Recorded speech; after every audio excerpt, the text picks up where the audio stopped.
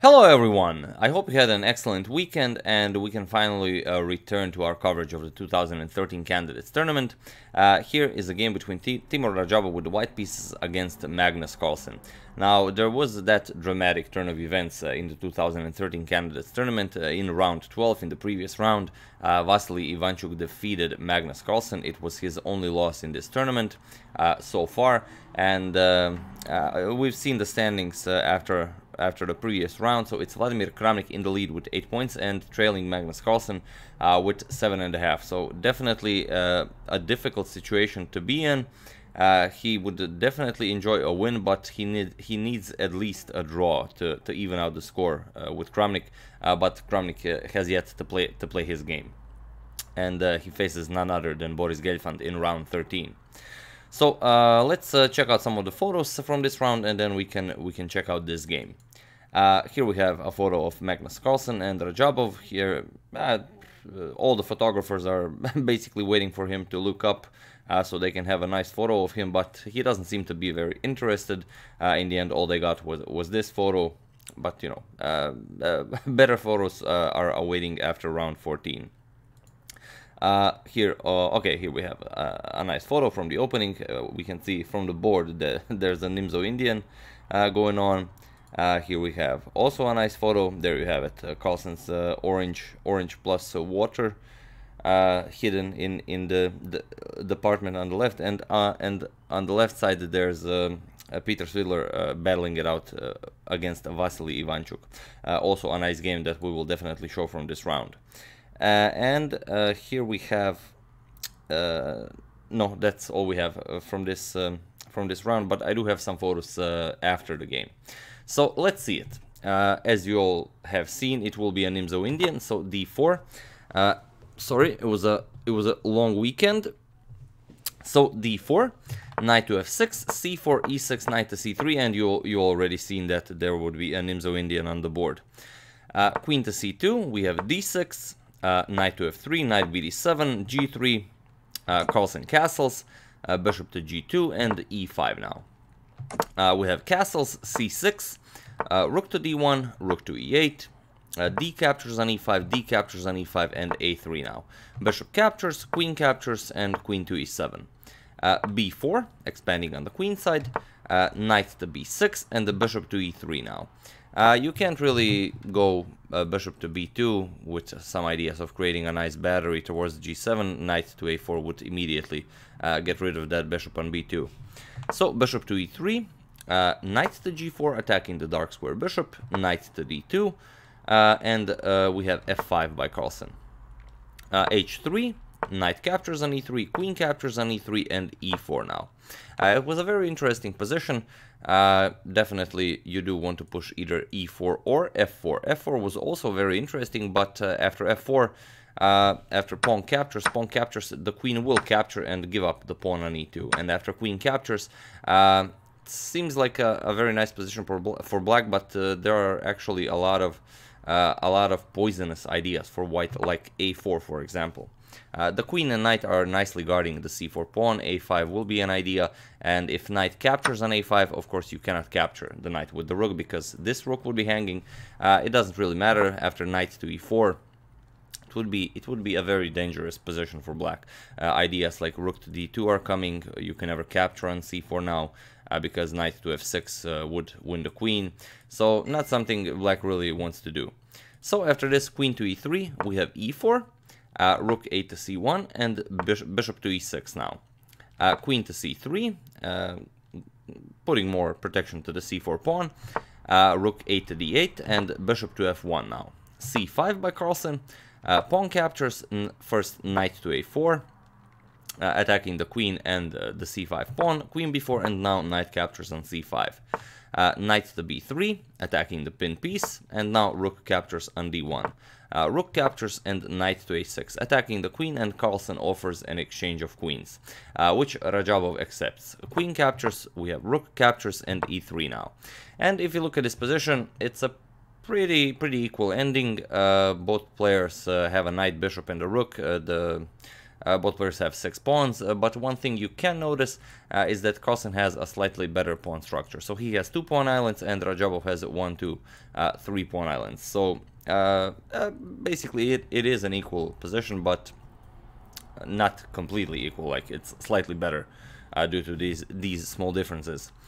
So king to f7, Carlsen activates his king, bishop to e2. We have b6 and rook to d8, and it's something I read somewhere that like 6 out of 10 or maybe even 7 out of 10 drawn endgames, Carlsen will win against very strong opponents. Knight to c5, offering a trade of knights, and knight to d4, avoiding. King to f6, we have king to f1, rook to d7, offering a trade of rooks, and rook to f8 check. Radjabov is correct not to trade rooks, because after rook captures and the knight captures, knight to b5, attacking the pawn, a5 is coming, and it will be harder to keep black away from the weak pawns without the rooks on the board. So after rook to d7, rook to f8 check, bishop to f7 blocking, and king to e1 now.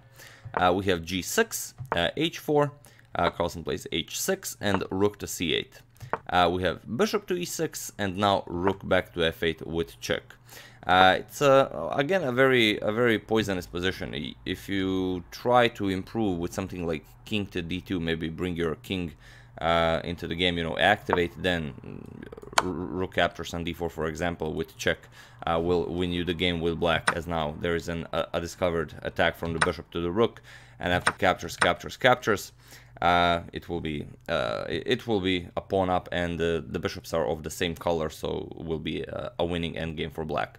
So after bishop to e6, rook to f8. This comes with check again, rook to f7. Again, Carlsen wants to exchange rooks, and again, rook to h8, Radjabov avoids. Rook to c7, and now knight to b5, attacking the rook. Of course, I'm sure everyone sees that rook captures doesn't work, because simply king g7, and you've trapped white's rook. So after rook to c7, knight to b5, attacking the rook and the a7 pawn, rook to d7, and knight back to d4. So it's very hard for either player to make any kind of progress here. We have h5, rook back to f8 with check, bishop to f7 blocking, and rook back to c8. King back to e5, rook to a8, and now a6. Rook to c8, we have rook to d6, knight to c6 now by Radjabov, king to f6, knight back to d4, bishop back to e6, and now comes rook to f8 check once again. Knight captures on e6 doesn't really do anything, because a knight is much better than a bishop in this position, especially this light square bishop isn't really doing anything there, and there's really no good way to activate it, so playing this would definitely be torture. So after bishop to e6, rook to f8 with check once again, king to e7, attacking the rook, rook back to a8, and now comes rook to d7, rook to b8, and rook to b7. Now again, Carlsen offers a trade of rooks, and here, and this is on move 47, the players have already reached time control. Radjabov accepts the rook exchange. He plays rook captures. Better was rook, simply rook to a8 to keep pressure on this pawn, and then after rook to c7, simply continue doing what he was doing. But for some reason, after rook to b7, he did exchange rooks. So rook captures, knight captures, and now king to d2. And there will be one moment where you'll see why he might have missed this, but well, either way, you'll just have to see it. King to d6, we have king to c3. Now Radjabov is also able to activate his king. Bishop to f7, we have knight to b3, king to e5, and bishop back to f1. We have a5, bishop to e2, bishop back to e6, and bishop back to f1. So once again, the rooks are off the board, but still no progress can really be made by either side. Bishop to d7, bishop to e2, bishop to a4 now, attacking the knight, knight to d4.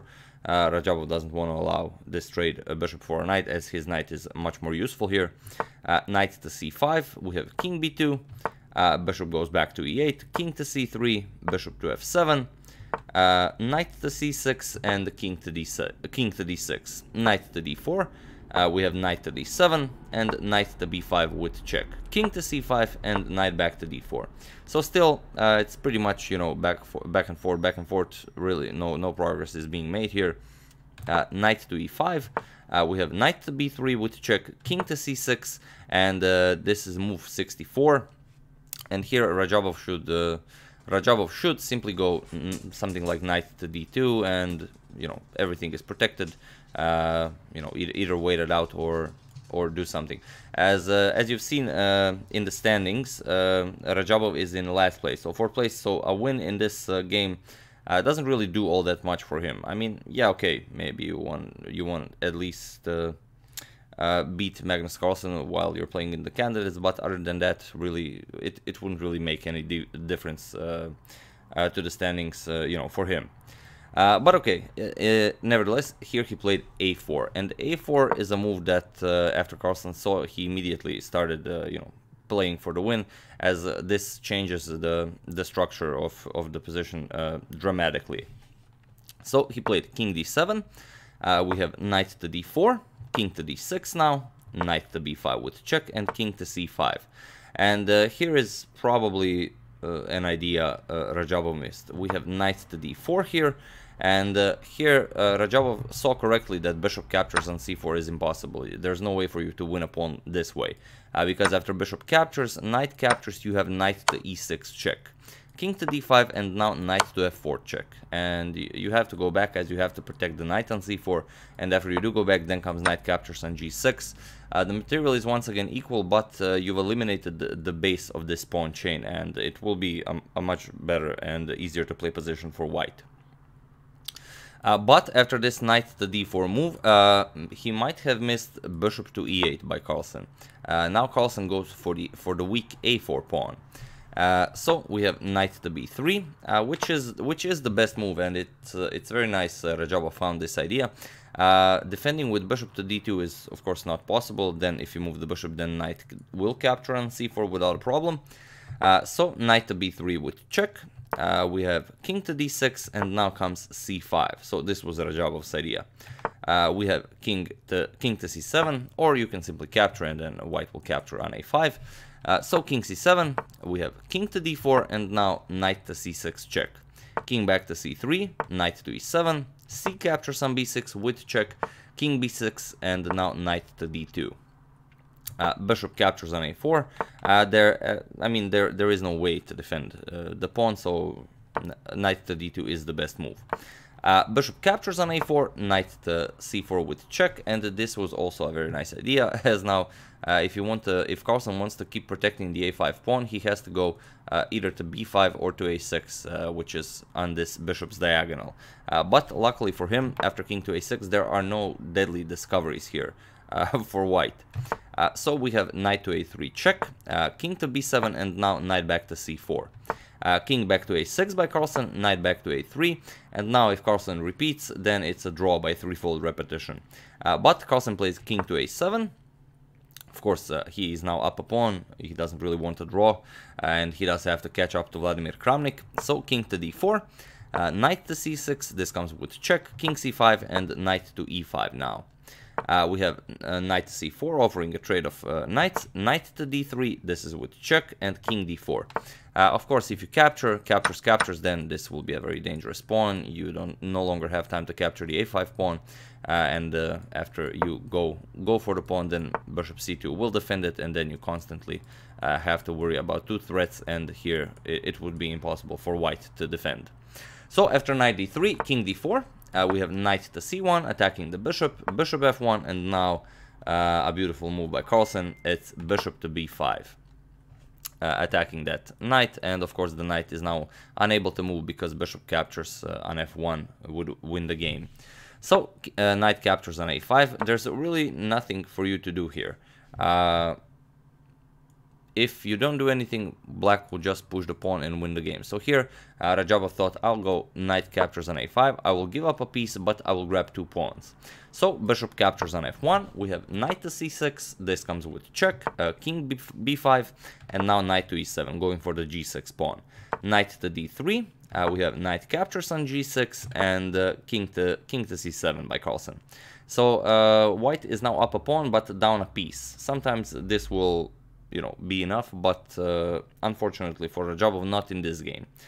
Knight to e7, we have bishop to h3, now knight to d5 with check, king d6, and knight to f6. Now if Carlsen captures on f2, of course Radjabov will capture here on h5, so first Carlsen simply played bishop to g4, and it was in this position that Timur Radjabov resigned the game.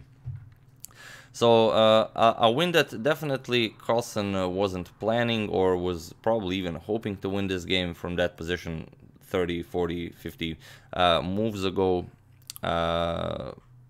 It's I mean, something, you're down in a tournament, it's the the penultimate round, and you get pretty much well, some would say a free win, but it's not really a free win. I mean, Carlsen just defeated Radjabov in a completely equal endgame, and it's you know, in some moments Radjabov was even considered to be better.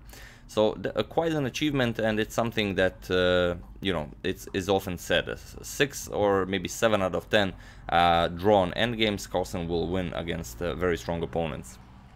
And you know, such was the case here. Once again, he squeezed the water out of stone. And we do have a couple of more photos. I prepared this one. It's a photo after this game. You can see he's extremely happy. He really can't believe he just won this game. And here also another photo. You can see that you know, that this is the happiest photo we have of Carlsen so far from this tournament, and you know, a sad Radjabov behind him. So yeah, I do hope you enjoyed that, and I did prepare one more photo. It's a photo from my weekend in Bosnia. Here you can see that's me in front. We're, you know, doing some rafting. It's the first time I've ever tried it, and you know, if you ever have a chance to go, you know, do go. It's quite excellent, and I mean, I'm really hoping I'll be able to do it again pretty soon, as it's very intense. So yeah, I would like to thank Jamil Kohan, Danny McCullough, James Morrison, Michael Kamrath, and Marco Feist for a contribution to my channel. Thank you a lot, I really appreciate it. As usual, you can check 2 of my previous videos here. Thank you all for watching, and I will see you soon with another game from round 13, at least one more game, and then we're gonna show the standings and discuss the tournament a bit before the final round. But I will also be covering the Norway Championship, as that begins today. Okay, today it's the classical part. It's Carlsen versus Caruana today, and you've all seen that Wesley So has won the Rapid event. But I will put you know, some useful links in the description below as usual, so feel free to check it out. So yeah, thank you all, and I will see you soon.